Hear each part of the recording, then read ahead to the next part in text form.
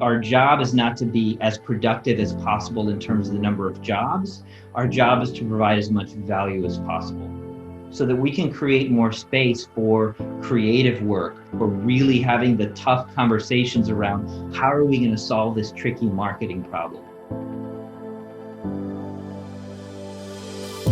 Welcome to Real Creative Leadership, a place where creative leaders can find insights and practical guidance on the day-to-day job of being a creative leader. We focus on real issues, topics, and insights of creativity in the business world. Join me as we explore the best strategies for developing your team, getting others to embrace your vision, and generating amazing experiences. This webinar series is produced by the Stoke Group. I'm your host, Adam Morgan, Adobe Executive Creative Director and author of Sorry Spock Emotions Drive Business. And this is Real Creative Leadership.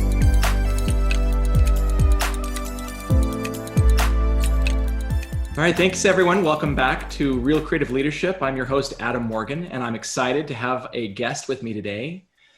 We're going to be speaking with AJ Herrera. He's a marketing leader, brand strategist, and storyteller with over 20 years of high-tech marketing experience, working on both client and agency side. He's created above and below the line work that says his best expertise is in company level branding and positioning, advertising, creative strategy, and messaging. He's currently Vice President of Brand and Advertising at VMware. So welcome AJ to Real Creative Leadership. Thanks, Adam. Really excited to be here. And today we're still extending our session on scaling your team. So we've talked, this will be the third episode in this series. The first one we talked about how to scale your team externally through agencies and freelancers and other groups. And then the second one was all about how do you scale your team internally. But today we want to talk to you directly about how you've handled all of this stuff and get some personal experience from your career and your current job of how you handle some of these problems. So I'm just going to ask you some questions and we'll get your response and we'll have a wonderful chat for the next 20 minutes. Great, appreciate it. First of all, just knowing you come from both, the agency side, it's the same as me. We both worked in agency and then now have come over to the client side or the corporate side or the brand side, whatever you want to call it. But just tell me about your thoughts about as you went through that shift and moved from the agency side, how has scaling or hiring or growth changed it all for you? Well, it's changed in some really interesting ways. I think one of the things that I needed to do coming over to the client side was just get a sense of ways in which the agency ways of doing things can be an improvement to maybe the way VMware had been doing things before, and also the ways in which it was different. And it kind of took me a little bit of time and kind of had some trial and error to figure some of that stuff out. I think on the agency side, I always think of agencies as raccoons. And by that I mean they're extremely nimble, very smart, extremely omnivorous. And you have to be very flexible as an agency. I mean, there are these like really big kind of muscle-bound agencies, but like the really sharp, strong, small agencies that really bring the great thinking and the great work, they have to be super flexible. And they scale up and down kind of ruthlessly, to be honest. And I've been on kind of both sides of that on the agency side.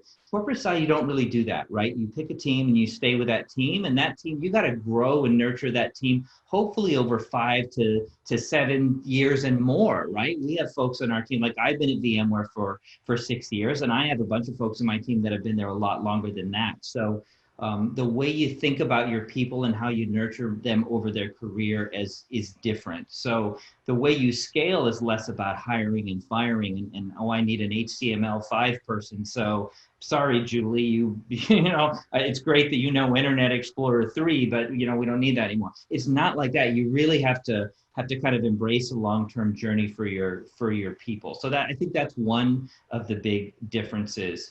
I think another one of the big differences is you have to really understand what your value is as an internal creative team. And sometimes you're scaling up in terms of people, but what you really want to be scaling is your value.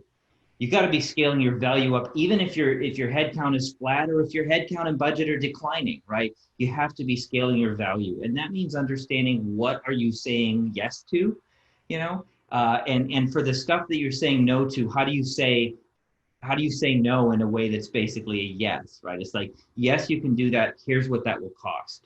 Yes, you can do that. This is the agency partner that you can work with, and we're going to help make that happen. But the things that you're really going to take on and say yes to have to be more and more and more valuable. So you're trying to make sure that your people are more skilled and more valuable, and that the work that you're taking on is higher value to the company. Because a full-time headcount at a big company is a very, very expensive, that's a very expensive chair, right? And so every one of us needs to be delivering value and continuing to increase the value of what we deliver. And so that's kind of the guide, is every quarter, have you figured out a way to deliver more value than you delivered last quarter? And it's almost part, like from my experience in agency, it was just part of the culture that you would have, people who are transient, right? So it wasn't, there were certainly the moments where it was like the hiring and the firing frenzy that happened, annually for sure. But it was the culture of like, I'm going to try this gig for a while and then I'm going to move on. And people were okay with the coming and going. Whereas the culture at the company side is much more of like, I'm here to stay. I want to bet my career on this company, and I'm sticking it out. So yeah, it's a different, it's a different mindset. It's a different kind of career path and career goal. That's absolutely true. Yeah. Going to a different agency every 2 years is a mark of success in a lot of ways. Going to a different company every 2 years is probably not, right? Yeah. And I love what you said about how it's really about deciding what your creative department or team is all about, like what you stand for. Mm-hmm. So many times it's like you have the positioning statements of companies, but it really is a positioning statement of your team. Like what do we do and not do? And therefore, how are we adding value to the company? I love that. We went through that process ourselves pretty early on, just for our own team, right? And the purpose of our team is to make VMware human. That's the purpose of our team, right? We take this fiction of a company and try and take from behind it the real effort and passion of these 30,000 people that work there. And instead of filtering it through this kind of corporate kind of look and feel, we got to bring the humanity back to it. That's really our job. And we do that in 3 ways, right? We define the brand, we enable around the brand, and we execute the brand, right? And so that level of clarity really helps us to say, yes, we're going to do this, or no, we're not going to do this, or we're going to help our internal clients do that in a different way. No, that's awesome. Yeah, I'm totally on board with it. That's exactly what we've been going through the last couple of years as well. Mm-hmm. So let me ask you some other details of that. So as you've been building this, sounds like you've got the structure of what you stand for, but tell me more ways of how you structure your creative teams, or how you're currently operating, pros and cons of different structures. We'd also talked about that on the last podcast of, do you have a pool mentality of where everyone just kind of works on everything, or do you assign specific things to people? I'd love to know the structure and how you... Great question. When I first arrived, it was really more of a creative services organization, which is tickets come in and jobs go out, right? And there was no prioritization in terms of this is more important than that. It was really it was a FIFO. It was a first in, first out system. And if that, refrigerator flyer got in before the end user computing campaign, then that probably got done first, right? And managing around that process and then trying to apply human judgment around that process was just challenging for people, right? So we put in some technology. We're using a project management system designed specifically for that. We happen to use Workfront for that. And so that helps to make the, kind of systematize the process. We have an input side on that requires our clients to be more, we require them to be thoughtful about what it is they're trying to do in order to open a job. And so we used a little bit of process around it. And then in terms of structure, we started to structure more intentionally the way agencies structure. So it's not exactly the same. There's not like one creative director that all the creative folks, report up to, although it's mostly that way. On our team, we have a person who leads our verbal brand and our person who leads our more visual brand, but they work together so well. So that's a little bit unusual, but the people who do that, Gray and Susan, they're both superb and they're superb collaborators. So that works for us. We tend to have, I guess, what you might call a little bit more of a pool mentality in terms of different people work on different things, but at the same time, our client services people, so we built up a client services work, much like agencies have, they tend to specialize in certain stakeholders, internal clients, so that they could get to learn the business. So it's a little bit of a hybrid model.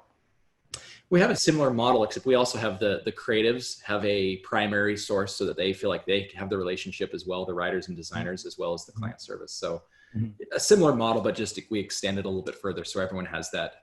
I don't know, just for me, it seems like they get a little more ownership, so they feel like they can connect and they have some longevity with the topic. So that's awesome. The other thing that I've noticed too, and mostly for us, is when we've acquired different companies and brought them into the portfolio, you talked about the ticket system. And it's certainly a creative services mentality of where you're ticket in, ticket out, and you're just kind of a set of hands doing all the work. For us, it's been a process of how do you train and get everyone on the creative team to where they're thinking big picture and more visionary and guiding their work rather than just taking in projects and doing them. So talk to me a little bit more about that, because I know we talked earlier how you have a vision for what, as part of that value you bring to the company, it also includes going far beyond just, being a set of hands. Like, how do we bring creative leadership into the Yeah, great question. So part of it is just being very clear what the expectations are. We're all expensive. We're really, really good at what we do. That's why we're here. And so we're going to work on the most valuable things. And that means we're focusing on X. It also means backing your people when they say, listen, this other project, I can't prioritize this project right now. You can have it here, but you can't have it here. And that readjustment process of training our stakeholders that we wouldn't just jump on everything and do it because it came in as fast as we can, it was a challenge. That we had a lot of difficult conversations with some folks that expected a different level of service. And that change and readjustment is always hard. So it's very important you back your people in those conversations, because the other client who's not happy is going to escalate. So you just gotta back your people, have those conversations, go through the pain, right? It's worth it to go through the pain because it will be painful. And then the other thing you do is you have to invest in your people's capabilities. So for example, one of the things that we do is we have an internal thing that we call Strategy Academy. And what we do is anyone in the team that wants to participate can participate. And we go through the process of taking a marketing problem and breaking it down through our strategic briefing process. And anyone can participate. Creative, client services, it doesn't matter.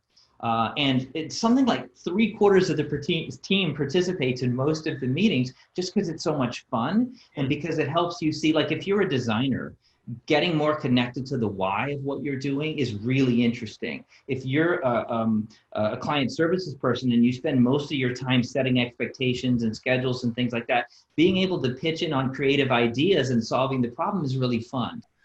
All right, so now let's move on a little bit more of, like, now that you've got the team kind of structure figured out and how you focus on helping them grow. But one of the biggest issues that people talk about all the time is how do you deal with the constant fluctuations in workload? And then how do you balance that workload with your internal team, specifically before we move to outside stuff? So how do you deal with the ebbs and flows? Yeah, so that's a really great question. And that's the thing that you're always kind of trying to do, right? An organism has to live in like this homeostasis, right? But you have to create it because the external environment can be very chaotic. So we have a really good production partner that we use. And so that allows us to flex and scale. We happen to use Aquent. There's some really good ones out there. And so they've become kind of part of our team. They use our same project management system. That helps us to do it. We kind of, we like to check in with people and let them know that they have like agency, if you will. They have the ability to say, no, I can't take this on right now. It's just a lot of communication. And we have a goal of saying, hey, our job is not to be as productive as possible in terms of the number of jobs. Our job is to provide as much value as possible. And what that means is taking certain things and saying, we're going to lose productivity, if you will, in terms of job quantity, so that we can create more space for creative work, for doing the deeper strategic work, for really having the tough conversations around how are we going to solve this tricky marketing problem. So a lot of it's communication. And a little bit of technology and a little bit of having the right sort of partners in partnership. But I haven't found a silver bullet for it. And it's sort of a constant battle, right? It's like, like the metabolism of an animal. It's constantly working and there isn't a silver bullet. It has to just kind of use the levers it can pull, maybe. And I don't know, maybe you have a model or a silver bullet that can help with that. But for us, it's just part of the constant challenge of managing the business, if you will. Another thing that we're doing is we're moving to an OKR model, which is objectives and key results. This is from this kind of John Doerr Measure What Matters book, right? And the purpose of that is not so much about productivity within the studio. It's the opposite of that. It's how do we make sure that as a brand team, we are focusing on the small handful of things that's going to move the needle for the company and the brand. Because we got to do those two things. You got to run the studio, right? But you have to, what you really need to be doing is delivering impact for the whole company. And so that model is, I think, is going to help us just focus more on those high level things and also have more shorter term clarity on how we're making progress on those things. So we're early days in that journey, but I'm optimistic about that helping us to be even, it'll create a new type of cadence for how we track certain high priority kind of projects and goals. Oh, that's good. And can you repeat the name of that book? Because we can put it in the notes so people can link to it if they want. Sure, it's called Measure What Matters. Cool. Yeah, and it's a system that it came out of Intel and a bunch of Google. You started to use it early on, and it's sort of gotten some currency in VMware within the last year, and so we've kind of embraced it, and we'll see where it takes us. Oh, cool. Yeah, I know from our perspective, we have Essentialism, another book that we've talked about on the show, and it's like I love that book. I love it. It was a great book, but I get in debates all the time with another creative leader at our company because he's a hardcore essentialist. Mm-hmm. And I'm probably not. I'm probably maybe not the worst, but I definitely wanted to do lots of stuff. Mm-hmm. So finding that middle ground where you can get, focus on the important things, but not leave a wake of undone projects behind you because you're only focused on two things. I think what you talked about earlier of having a model of maybe it's a balanced approach of how, X amount of time is focused on the core key three things. And then you still have some time set aside to pick up all the scraps and make sure it's taken care of. The problem I have with Essentialism is I feel like it works really, really well for individual contributors, but it's a harder thing to do for a team, especially a team that has a broad remit. Like the way I would attack Essentialism if I wanted to be kind of snarky about it, I'd say, I don't want to do dishes. I just want to have dinner. I'm only focusing on having dinner. We don't have any damn dishes. How are you going to make dinner? So I love the purity and the clarity, and I love that book, and that actually influenced kind of my thinking and gave me more reinforcement to saying we're going to say no to those things and yes to those things, but you can't really say no. What you need to do is find a way to say yes that meets the needs of the business, but that doesn't suck up that precious energy and brain power of your team. So yes-ish. Yes, and. Exactly, yes, and. All right, so now talk to me. So you mentioned earlier that you work with Aquin, so you have an agency partner. Mm-hmm. So I'm curious to know, how do you know what projects go, outsource versus, staying on your team? And then I'm also curious of the old school model is that, you had a creative department that was just kind of separated, and then you had more of the strategists who had their relationships with agencies. Whereas from my perspective of where I see things moving, it's more of like the creative studio is owning the relationship with agencies because the agency is an extension of their team. Yes. Right. So I'm curious to know your model around that whole thing. Yeah, it's more like that. It's more like that. We don't have people whose role is just to do strategy. Right? I see strategy as a horizontal skill. Not everyone on our team is expected to do it, but the reason we do those strategy academies, aside from the fact that it exposes everyone to the whole problem, is it increases the number of people on our team that we can tap to lead a strategic engagement with an internal client. Right? If it's just me, I don't scale, right? We need half a dozen people that you can tap at any time to lead those strategic engagements, and that's what we do, right? One of them's a copywriter, one of them's a client services person, one of them's me, one of them's our creative director, one of them's our head of video, right? But we need that skill more broadly. In terms of agency relationships, we used to have the model where we had one big expensive agency of record, and it just didn't work well for us. We moved really quickly. We probably frustrated the agency as much as we frustrated ourselves. And so we took on the role of being the agency and the general contractor. And in terms of finding the right agency partners, what we're looking for is agencies that have really high self-awareness. And by that, I mean, they know what they're good at and they have the discipline to focus on that. And general purpose agencies that are like a raccoon, where a raccoon never saw a cookie it didn't want, right? But a really sharp agency, the type of agency we like working with, we know what they're great at, they know what they're great at. And so the question of, do you give this to an agency, and which agency, becomes much easier in that case. All right. Well, let me just, we're getting on in time here. So let me just ask you one more question of, so now that we've got this whole, we've got scaling internally, scaling externally, how we get, figure out what the vision for your team is.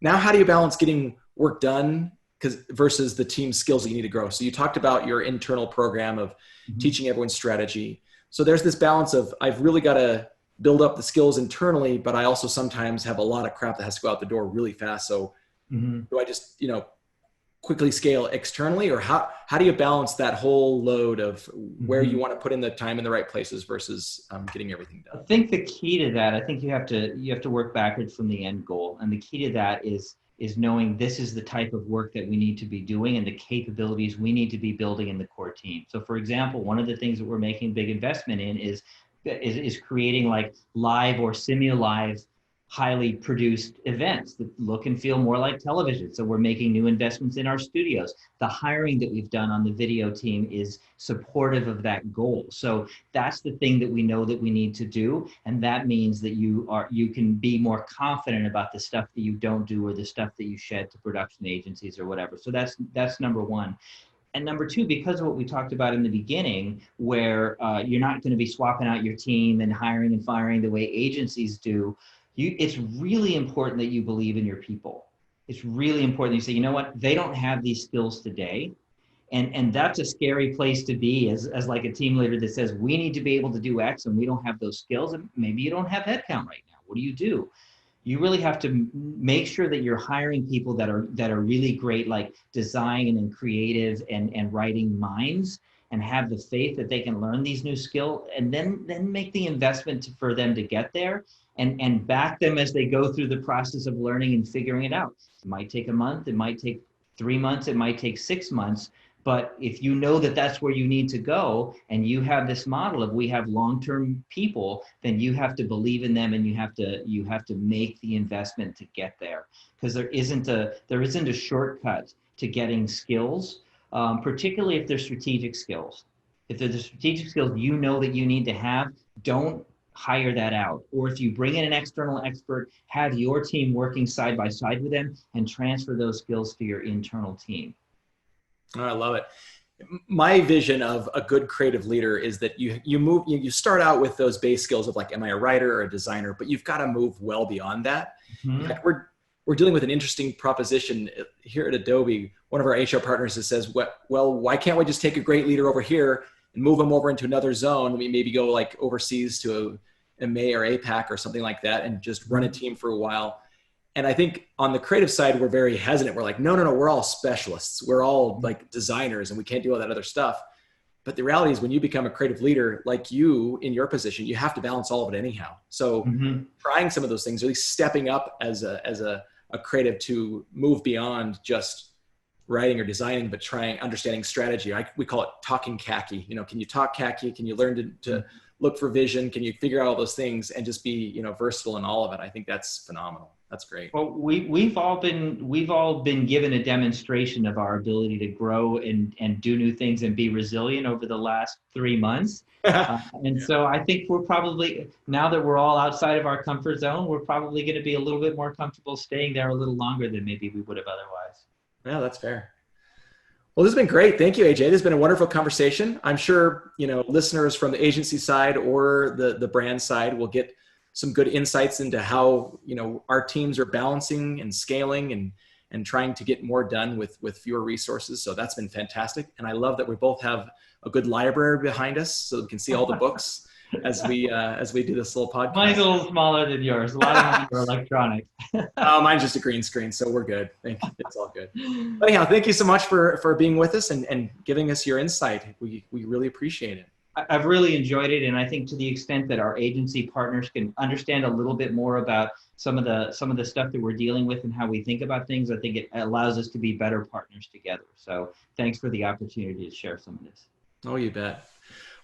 All right, thank you everyone for listening in on this episode on how to scale your team. We really appreciate AJ joining us today as the VP of Brand and Advertising at VMware.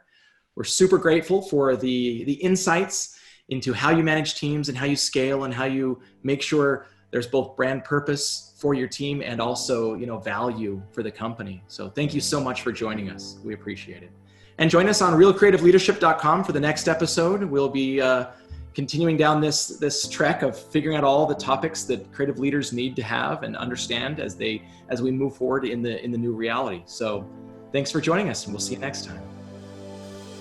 Thanks for listening. This was Real Creative Leadership. This podcast was brought to you by the Stoke Group. Content in the B2B world is about finding the stories that connect with real people and the decisions they need to make. Connect with the Stoke Group for help crafting stories that bring your customers closer. Learn more at thestokegroup.com.